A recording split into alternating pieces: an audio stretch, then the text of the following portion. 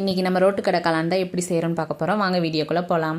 ஒரு பவுலில் முட்டைக்கோசி காளானையும் நல்லா பொடி பொடியாக அறுத்து சேர்த்திக்கோங்க. அது கூட 2 ஸ்பூன் மைதா மாவு, 2 ஸ்பூன் கார்ன்ஃப்ளவர் மாவு, 1/2 ஸ்பூன் மிளகாத்தூள், 1/2 ஸ்பூன் மிளகுத்தூள், 1/2 ஸ்பூன் கரம் மசாலா, இது எல்லாத்தையும் போட்டு தேவையான உப்பு சேர்த்தி கொஞ்சமாக தண்ணி விட்டு நல்லா பிசைஞ்சு எடுத்துக்கணும்.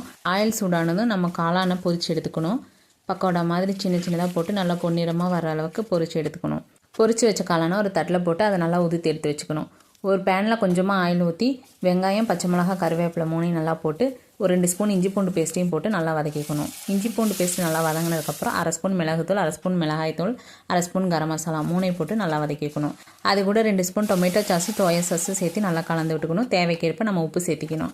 எல்லாம் நல்லா வதங்கி வந்ததுக்கப்புறம் நம்ம தேவையான அளவு தண்ணி ஊற்றி நம்ம உதித்து வச்ச காளானா அது கூட சேர்த்து நல்லா கலந்து விட்டுக்கணும்.